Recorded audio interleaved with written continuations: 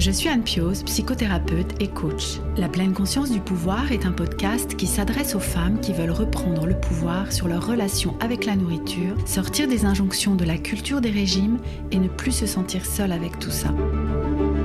Dans ce podcast, je partage des outils, des réflexions. Je vous parle aussi de pleine conscience et d'introduire dans votre quotidien plus d'observation de votre propre fonctionnement. Je vous propose également des témoignages de femmes qui vivent ou ont vécu un trouble du comportement alimentaire ou une relation compliquée avec leur alimentation. Leurs témoignages vous permettront, je l'espère, de réaliser que nous sommes nombreuses à nous retrouver prises au piège de cette relation toxique. Je vous laisse avec l'épisode du jour. Bonjour et bienvenue dans ce 5e épisode du podcast La pleine conscience du pouvoir. Aujourd'hui, nous allons parler de volonté. C'est un épisode qui est vraiment très cher à mes yeux parce que lorsque vous arrivez jusqu'à moi, que ce soit dans l'accompagnement Indépendance Cannelle ou via mon compte Instagram ou dans le groupe Facebook et que nous discutons un petit peu ensemble, une des phrases que j'entends le plus souvent, en tout cas je l'entends très souvent, c'est « je n'ai pas de volonté ». Et alors moi, c'est quelque chose qui me fait réagir parce que pour moi, c'est vraiment complètement faux. Pourquoi je pense que c'est complètement faux ? Parce que je ne pense pas que vous puissiez vous définir entièrement avec ces termes « je n'ai pas de volonté ». Si par exemple, vous avez même une seule fois dans votre vie fait un régime, et quand vous arrivez jusqu'à moi, c'est souvent le cas, et que vous l'avez tenu, même si c'est pas suffisamment longtemps, assez longtemps à votre goût, vous avez eu la volonté. Toutes les réussites que vous avez eues dans votre vie ont demandé à ce que vous fassiez preuve de volonté. Donc, quand je vous entends me dire « je n'ai pas de volonté », déjà, la première chose que j'ai envie de vous dire, c'est « j'y crois pas, c'est pas vrai, c'est pas possible ». Donc, dans cet épisode, nous allons décortiquer qu'est-ce que c'est que la volonté, c'est quoi le processus qui fait que nous allons avoir de la volonté, comment est-ce que ça s'entraîne, la volonté, comment ça se passe aussi dans notre cerveau. C'est tout ça que nous allons voir dans cet épisode. La plupart des choses que je vais vous dire dans cet épisode, je les ai retirées d'un livre, moi, qui m'a vraiment fait avancer dans ma réflexion au sujet de la volonté. Ce livre, c'est L'instinct de volonté et il a été écrit par Kelly McGonigal. Alors, il est sorti aux États-Unis en 2012 et en France en 2017, donc il est relativement récent. Mais vraiment, il m'a apporté des éclairages très, très importants sur le fonctionnement de la volonté. Alors avant de commencer à vous parler de ce qu'il y a dans ce livre, je suis allée voir dans le dictionnaire, tout simplement. Je suis allée voir la définition du Larousse. Qu'est-ce que nous écrit le Larousse sur la volonté ? On peut y lire que c'est la faculté de déterminer librement ses actes en fonction de motifs rationnels. C'est le pouvoir de faire ou de ne pas faire quelque chose. Un petit peu en dessous, il est écrit que c'est la disposition de caractère qui porte à prendre des décisions avec fermeté et à les conduire à leur terme sans faiblesse en surmontant tous les obstacles. De petits points, avoir une volonté de faire, une entreprise qui exige de la volonté. Alors là, moi, je trouve que ça fait pas trop envie et que ça fait même un petit peu peur quand je lis conduire à leur terme sans faiblesse, en surmontant tous les obstacles.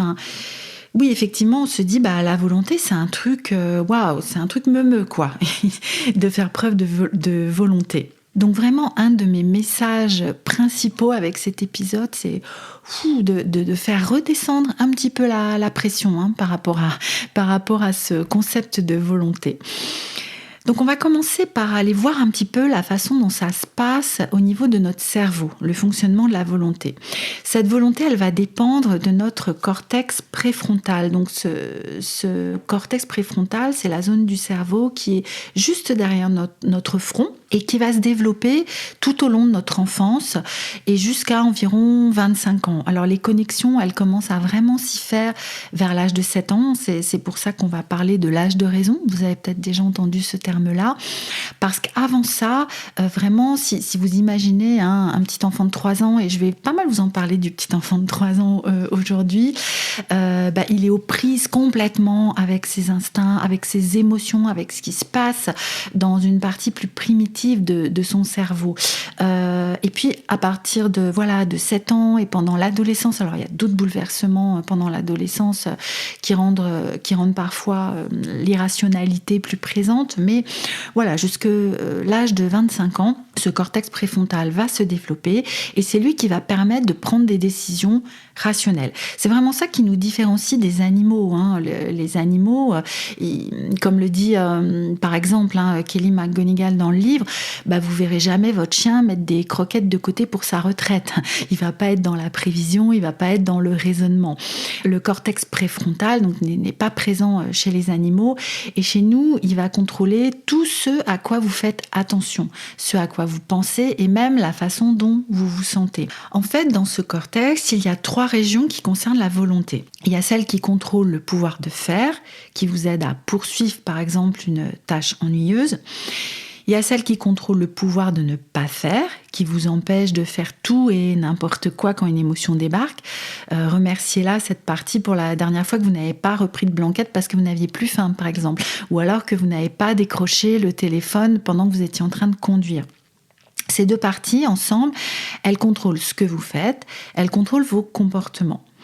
La 3e région, elle va contrôler le pouvoir de vouloir, qui permet de rester centré sur vos objectifs à long terme lorsque vous êtes tenté de ne pas honorer vos engagements. C'est la partie du pourquoi. Et voilà pourquoi, justement, c'est vraiment important quand vous fixez des objectifs de réfléchir à ce pourquoi, de réfléchir à ce qui fait que vous allez continuer à vouloir atteindre cet objectif. Parfois, vous vous demandez peut-être ce que sont devenues ces 3 régions de votre cortex, alors que vous faites tout le contraire de ce que vous souhaiteriez à long terme. Je pense que ça vous est arrivé comme à moi. Par exemple, vous souhaitez ne pas finir cette tablette de chocolat que vous avez commencé, parce que votre pourquoi, ce fameux pourquoi, il est de ne plus être incontrôlable face au chocolat, et pourtant vous la terminez quand même.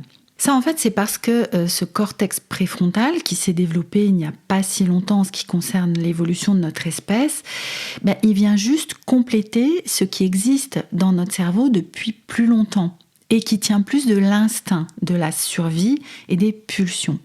Ces instincts, ils sont forcément toujours là parce que nous en avons besoin pour notre survie, justement. Mais ils nous jouent parfois des tours. Par exemple, nous avons été conçus pour être attirés par le sucre et le gras, qui sont les aliments qui apportent le plus d'énergie. Ça, c'est parce que les périodes de disette ont été fort nombreuses depuis la nuit des temps, comparées à l'ère moderne où nous vivons actuellement, où la nourriture est facile à trouver. En tout cas, j'imagine que pour la plupart d'entre vous qui m'écoutez, il suffit de descendre au supermarché si nous avons besoin d'acheter quelque chose, si nous manque quelque chose dans notre placard, ou même dans notre frigo, il y a quelque chose. Nous n'avons pas à partir chasser, cueillir, ou nous n'avons pas à attendre qu'une guerre soit finie. Par exemple, là où je suis moi en France, nous trouvons facilement de la nourriture et nous n'en manquons a priori pas. Donc, il y a une part de nous qui veut de la satisfaction à court terme et qui peut avoir des actions qui viennent contredire les objectifs de la partie qui réfléchit à long terme, de cette partie plus rationnelle. Et cette partie plus rationnelle, c'est la part de volonté la plus puissante des 3. C'est elle qui va vous faire prendre des décisions qui vont dans le sens de ce qui est important pour vous à long terme. Si vous observez les personnes autour de vous qui ont réalisé l'objectif que vous vous êtes fixé, vous allez vous rendre compte qu'elles ne sont pas tout le temps en train de se torturer pour faire le choix qui ira dans la direction de leur objectif. Elles ne prennent pas leurs décisions de façon consciente. En fait, elles ont ancré des habitudes. La décision, elle a été prise il y a très longtemps. Par exemple, observez une personne qui, autour de vous, a décidé de mettre du sport dans sa vie, plus de sport dans son quotidien, et qui va courir chaque mardi après son travail. Elle a installé cette habitude. Parfois, elle peut en avoir moins envie que d'autres, mais elle y va parce que l'habitude est ancrée et non négociable. Chaque mardi soir, elle ne se repose pas la question, elle ne reprend pas une décision. C'est ancré, c'est programmé. L'objectif, il va donc être d'entraîner votre volonté ainsi que cette part de vous qui est guidée par les objectifs à long terme, par le fameux pourquoi, et donc de vous entraîner à ne pas vous laisser guider par vos instincts et par la partie qui veut de la gratification à court terme. Quand j'en parle à mes clientes de ce phénomène-là, je leur parle souvent de ce petit enfant de 3 ans qui est à l'intérieur de nous et qui trépigne. Pour moi, c'est vraiment une représentation parlante. Alors, parce que j'ai beaucoup observé des petits enfants de 3 ans qui trépignent, que ce soit il y a assez longtemps avec mes propres enfants ou les petits enfants que j'ai pu recevoir très nombreux au cabinet. Le petit enfant de 3 ans, il est complètement aux prises avec vraiment cette partie plus primitive, avec ses émotions. Il n'a pas du tout, comme je le disais juste avant, son cortex préfrontal n'est pas développé, n'est pas câblé, et du coup, il va être envahi par les émotions. Il ne va pas pouvoir rationaliser, il ne va pas pouvoir prendre de recul. Il se les prend en pleine tête, en fait, en pleine face. Et du coup, il n'y a pas de filtre, il va se mettre à trépigner. Vous voyez la scène assez classique du petit enfant au supermarché qui se roule par terre parce qu'il y a un jouet qui lui plaît et qui veut absolument l'acheter. Et l'adulte va être bien embêté, le regard des autres, tout ça, machin, bon, c'est pas le sujet. Mais il n'empêche que le rôle de l'adulte va être vraiment de rationaliser à la place de l'enfant et de l'aider à vivre cette émotion-là. Donc à l'intérieur de nous, il y a cette part-là de petit enfant de 3 ans qui trépigne, mais il y a aussi la part adulte qui peut raisonner, qui peut rationaliser les choses et remettre l'adulte, la raison, en s'appuyant sur la partie vouloir de notre volonté, vouloir quelque chose dans le long terme. C'est vraiment ça la force de volonté la plus grande, de se rappeler constamment le but. Pourquoi on fait ça ? C'est vraiment un levier très très puissant.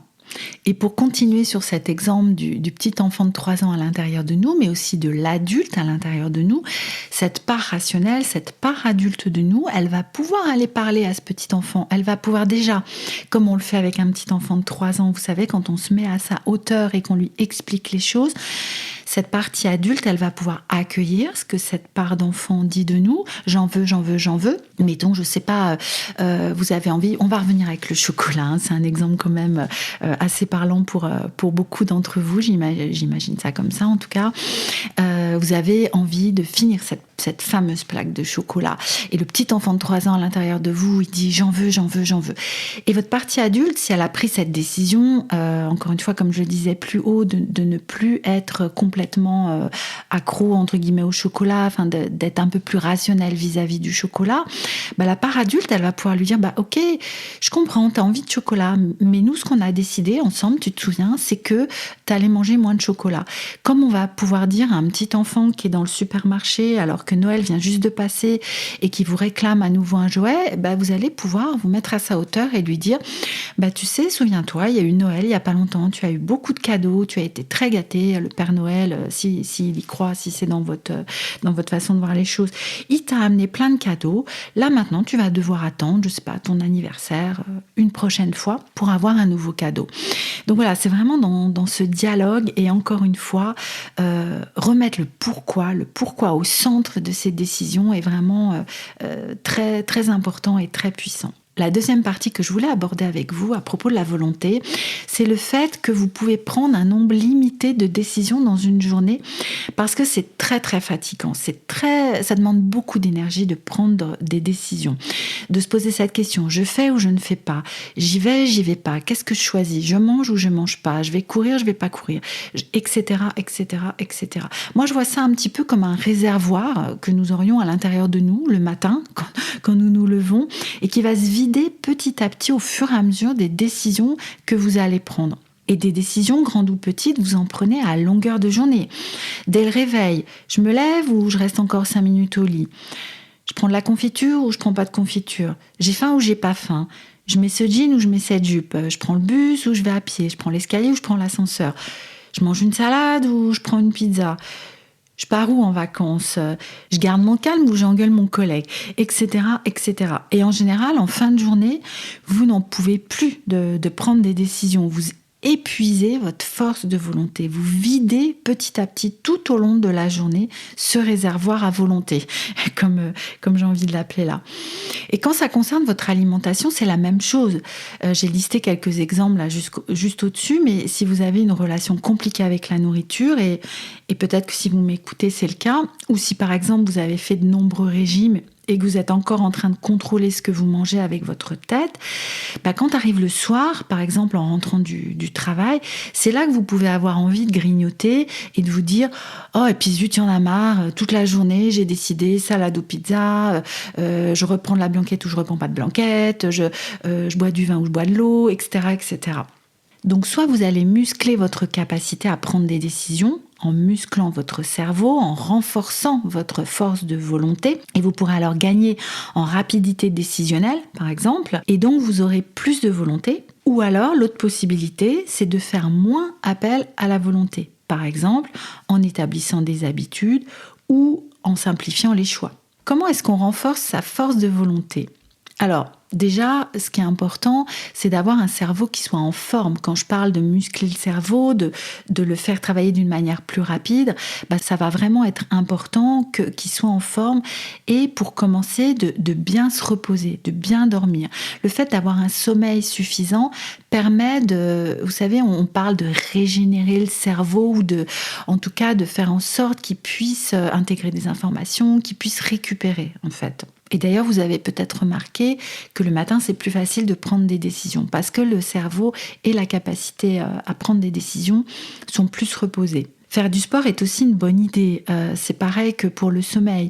Il y a vraiment des liens entre l'exercice physique et les capacités cognitives.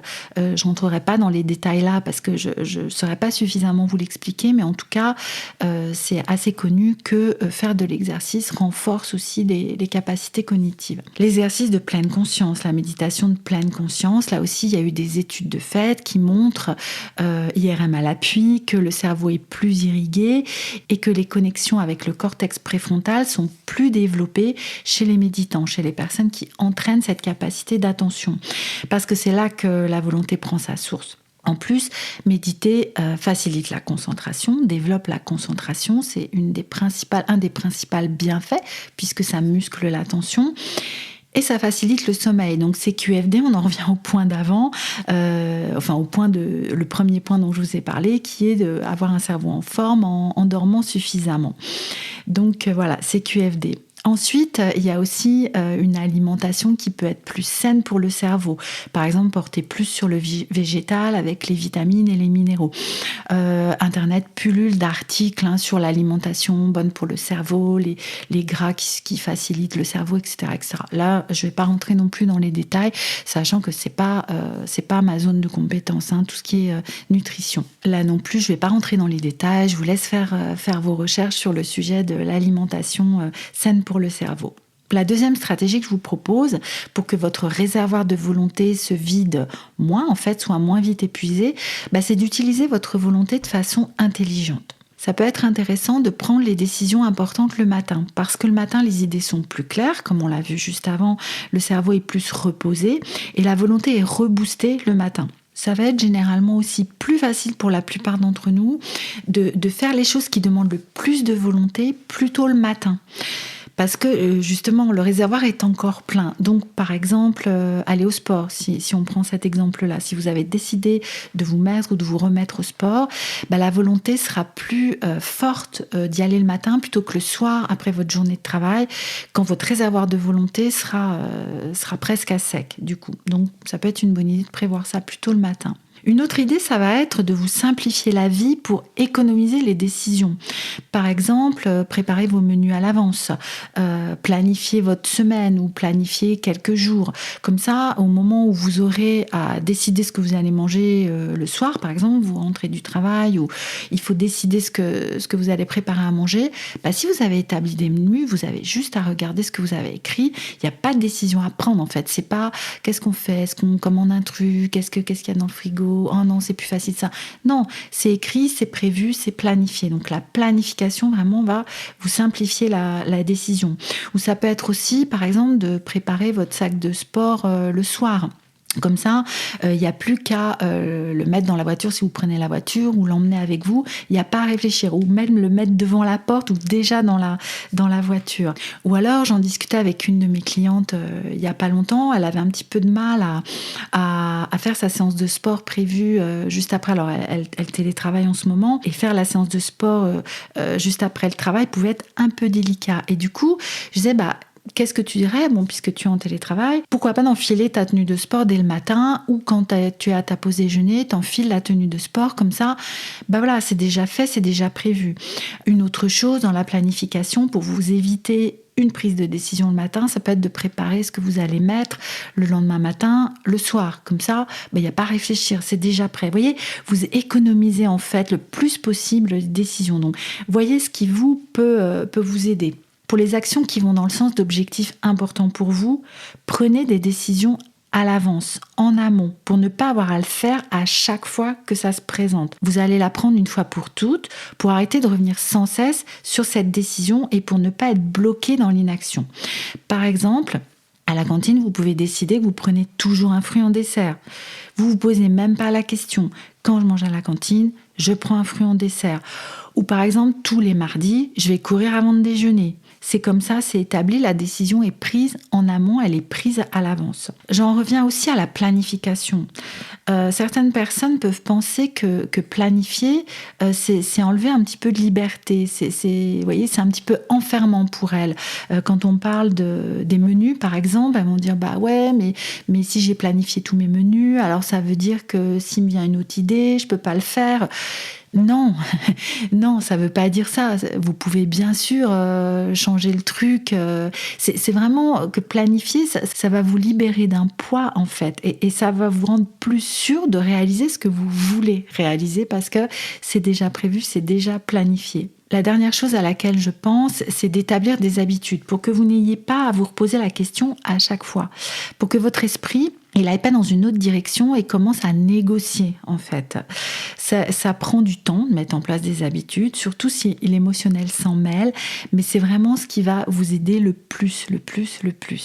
Alors une bonne idée, ça va peut-être être déjà de repérer tous les moments où vous devez faire des choix. Vous observez, ce que je vais vous proposer, c'est de vous observer pendant une journée ou une semaine et d'enquêter, même de prendre des notes, d'observer votre fonctionnement, de voir en fait toutes les décisions, même les micro-décisions que vous prenez au quotidien et d'observer la façon dont vous le faites. Et après cette phase d'observation, vous allez pouvoir faire le bilan. Quels ont été les choix que vous avez faits qui allaient dans le sens de vos objectifs à long terme et quels ont été ceux qui ont plutôt été dictés par le petit enfant de 3 ans à l'intérieur de vous. Vraiment, soyez dans une ouverture et une bienveillance vis-à-vis de vous-même parce que nous sommes tous avec ce fonctionnement-là, le petit enfant de 3 ans et tout ça, nous prenons tous des décisions qui vont dans le sens de nos objectifs à long terme et nous prenons toutes et tous des décisions parfois qui nous en éloignent plutôt. Donc vraiment, observez. Et donc, après cette phase d'observation et cette phase de décortiquage de votre fonctionnement, vous allez pouvoir réfléchir à ce que vous souhaitez mettre en place pour les prochaines fois. Et qu'est-ce qui pourrait faciliter vos choix de faire ou de ne pas faire, en anticipant du coup à l'avance. Surtout, n'oubliez pas que ce ne sont pas les tentations qui sont la cause de votre manque de volonté. Ce sont les pensées que vous avez face à ces tentations. Par exemple, ce croissant ou encore cette plaque de chocolat, elle n'y est pour rien dans le fait que vous avez envie de la manger. Elle n'est pas en train de crier « mange-moi, j'ai envie que tu me finisses tout ». Non, c'est vraiment les pensées que vous allez avoir par rapport à ces aliments-là qui vont vous faire avoir des choix qui peut-être n'iront pas dans le sens de ce qui est important pour vous à long terme. Pour mieux vous connaître, vous pouvez observer ce qui se passe quand vous perdez votre self-control, entre guillemets. Quelle est l'impulsion qui vous fait la perdre ? Quelles sont justement ces pensées qui font que vous allez aller à l'encontre de votre pourquoi ? Quelles sont les émotions qui sont présentes ? Mieux vous connaître, vraiment, ça va vous aider à réfléchir à ce que vous pouvez mettre en place pour faciliter les prises de décision, pour muscler votre volonté et pour ne pas vider votre réservoir pour rien, en fait. Avant que nous nous quittions, j'ai envie de vous parler des petits pas, de toutes ces avancées qui peuvent sembler minuscules à vos yeux, mais qui font que vous avancez dans la bonne direction. Parce que prendre une nouvelle habitude, ça ne peut pas se faire du jour au lendemain. Certaines de vous veulent changer beaucoup de comportements en même temps. Surtout, ne vous demandez pas l'impossible. Soyez vraiment dans cette bienveillance vis-à-vis de vous-même, dans commencer par... peut-être ça va vous sembler petit, mais commencez par les choses qui vous semblent les plus simples en fait. Changer, ça passe vraiment par l'accumulation de petites actions mises bout à bout.